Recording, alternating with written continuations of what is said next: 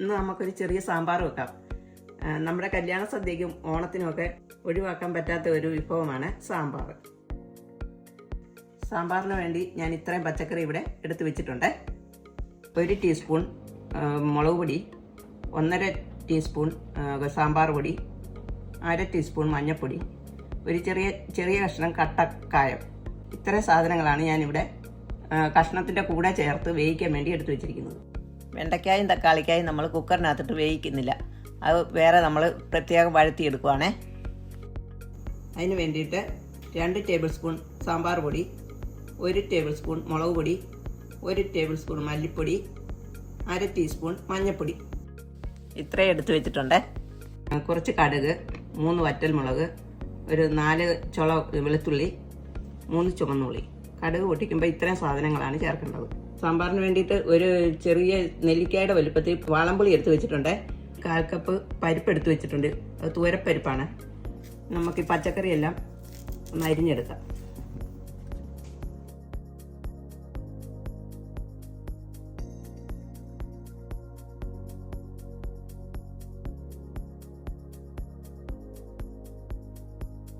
കടുക് താളിക്കാൻ ചേർക്കുന്ന വെളുത്തുള്ളി നമ്മളൊന്ന് ചതച്ചാണ് ചേർക്കുന്നത്, അരിഞ്ഞല്ല ചേർക്കുന്നത്.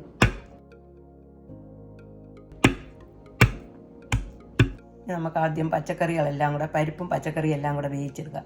അതിന് വേണ്ടിയിട്ട് നമ്മൾ പരിപ്പ് കുക്കറിനകത്തോട്ടിട്ട് അരിഞ്ഞു വെച്ചിരിക്കുന്ന കഷ്ണങ്ങൾ കഴുകി വൃത്തിയാക്കിയത് നമ്മൾ ഈ പച്ചക്കറി ഇട്ടിരിക്കുന്നതിൻ്റെ കൂടെ കുക്കറിനകത്തോട്ട് വെണ്ടയ്ക്കായും തക്കാളിയും ഇടുന്നില്ല, അത് നമുക്ക് പിന്നെ ചേർക്കാം. പിന്നെ അതൊന്ന് വഴറ്റി ചേർക്കാം. കഷ്ണം വേവിക്കാൻ നമ്മൾ കുറച്ച് പൊടികൾ എടുത്ത് വെച്ചിട്ടുണ്ടായിരുന്നു, അതെല്ലാം കൂടെ ഇതിൻ്റെ കൂടെ ചേർത്ത് നമുക്ക് വേവിക്കാം.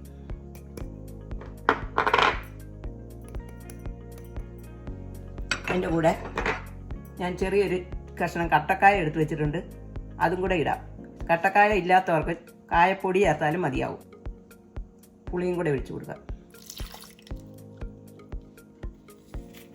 ഉപ്പ്,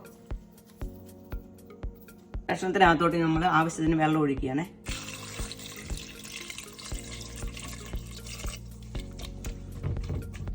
അപ്പോൾ കഷ്ണം എല്ലാം ഒന്നും നികന്ന് വന്നിട്ടുണ്ട്. ഇനി നമുക്കിത് അടച്ച് വെച്ച് വേവിക്കാം. 4 വിസിൽ അടിക്കുന്നുള്ള വരെ നമുക്ക് വേവിക്കാം. പച്ചക്കറികളെല്ലാം വേകുന്ന സമയത്ത് നമുക്ക് വെണ്ടയ്ക്കയും തക്കാളിയും എല്ലാം കൂടെ ഒന്ന് വഴറ്റിയെടുക്കാം. ആദ്യം വെണ്ടയ്ക്ക ഒന്ന് ഒന്ന് വാടക്കാം. വെണ്ടയ്ക്ക ഒന്ന് വാടിയിട്ടുണ്ട്, അതിലേക്ക് നമുക്ക് തക്കാളി ഇട്ട് കൊടുക്കാം. തക്കാളിയും 2 തണ്ട് കറിവേപ്പിലയും ഇട്ട് കൊടുക്കാം. അപ്പോൾ നമ്മുടെ തക്കാളി വെണ്ടയ്ക്ക ഒന്ന് വഴന്ന് വന്നിട്ടുണ്ട്, അതിലേക്ക് നമുക്ക് എടുത്ത് വെച്ചിരിക്കുന്ന പൊടികളെല്ലാം കൂടെ ചേർക്കാം.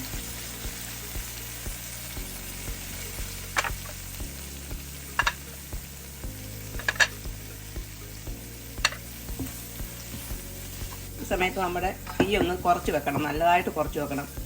ഇതിൻ്റെ കൂടെ ലേശം ഉപ്പും കൂടെ ഇട്ട് കൊടുക്കാം.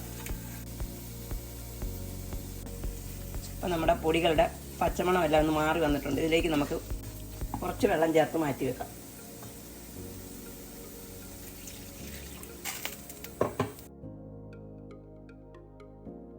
ചെറുതായിട്ടൊന്ന് ചൂടാക്കിയിട്ട് നമുക്ക് മാറ്റി വെക്കാം. അപ്പോൾ ഇത് നല്ലപോലെ ചൂടായിട്ടുണ്ടേ. അത് നമുക്ക് വെന്ത കഷ്ണത്തിലേക്ക് ചേർത്ത് കൊടുക്കാം.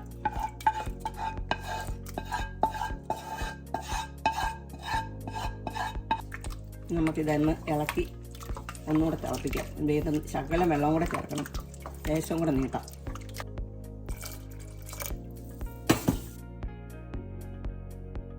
ഉപ്പും പുളിയെല്ലാം നോക്കിയിട്ട് കുറവുണ്ടെങ്കിൽ അതും കൂടെ ചേർത്തിട്ട് നമുക്ക് ഒന്നുകൂടെ തിളപ്പിച്ചെടുക്കാം. ആ സമയത്ത് നമുക്ക് കടുക് താളിക്കാം. ഞാനൊരു പാൻ എടുത്ത് വെച്ചിട്ടുണ്ട്, അതിനകത്തേക്ക് എണ്ണ ഒഴിക്കുക. അതിലേക്ക് നമുക്ക് ശകലം കടുക് ഇട്ട് കൊടുക്കാം. കടുക് പൊട്ടി വന്നിട്ടുണ്ട്, അതിലേക്ക് നമുക്ക് അരിഞ്ഞ് വെച്ച ഉള്ളി ഇട്ട് കൊടുക്കാം. തീ കുറച്ച് വെക്കണേ.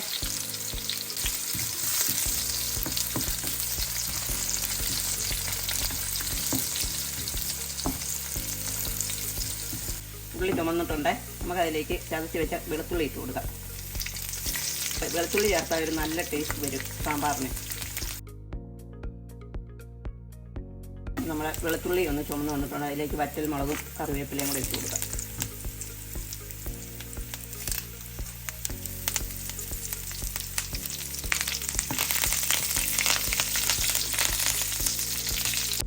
താഴ്ച കടുകും കറിവേപ്പിലയും എല്ലാം കൂടെ നമുക്ക് സാമ്പാറിനകത്തോട്ട് ഒഴിച്ചു കൊടുക്കാം.